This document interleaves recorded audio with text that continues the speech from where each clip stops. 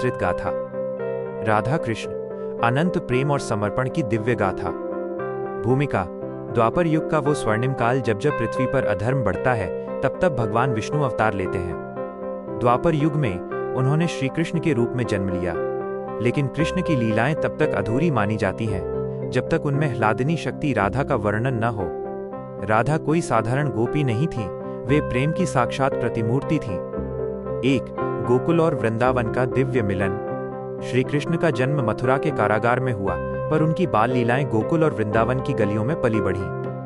कहा जाता है कि राधा और कृष्ण का मिलन बचपन में ही हो गया था।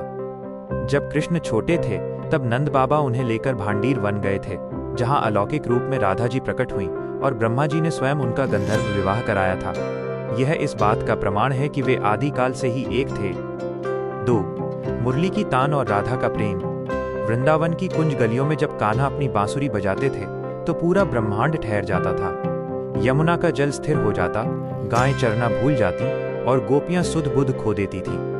लेकिन राधा के लिए वो बांसुरी मात्र संगीत नहीं, बल्कि उनके प्रियतम का पुकार थी। राधा का प्रेम निस्वार्थ था।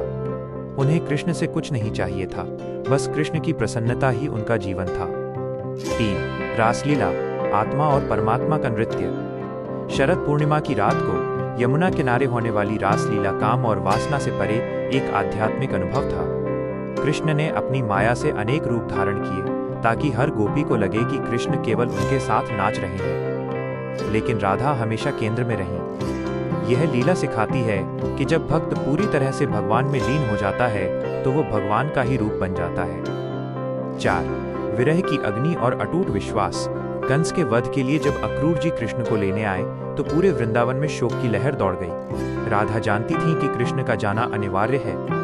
उन्होंने कृष्ण को रोका नहीं, क्योंकि वे जानती थीं कि प्रेम बांधने का नाम नहीं बल्कि मुक्त करने का नाम है। कृष्ण ने जाते समय राधा को अपनी बांसुरी दे दी और वचन दिया कि वे हमेशा उनके हृदय में रहेंगे। मथुरा और द्वारका के राजा बनने के बाद भी कृष्ण के मन से वृंदावन कभी नहीं निकला। जब उद्धव गोपियों को ज्ञान का संदेश देने आए तो राधा की अनन्य भक्ति देखकर उनका सारा ज्ञान धरा का धरा रह गया।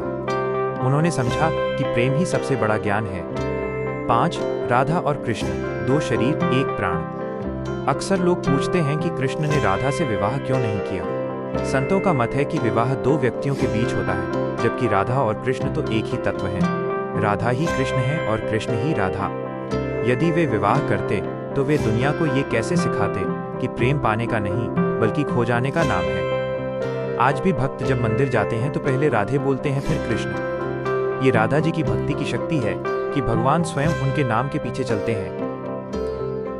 निष्कर्ष: राधा कृष्ण की ये कथा हमें सिखाती है कि भौतिक दूरी कभी प्रेम को कम नहीं कर सकती। सच्चा प्रेम त्याग, धैर्य और अटूट विश्वास पर टिका होता है। वृंदावन की हर मिट्टी के कण में आज भी राधे राधे की गूंज सुनाई देती है, जो हमें भक्ति के मार्ग पर चलने की प्रेरणा देती है।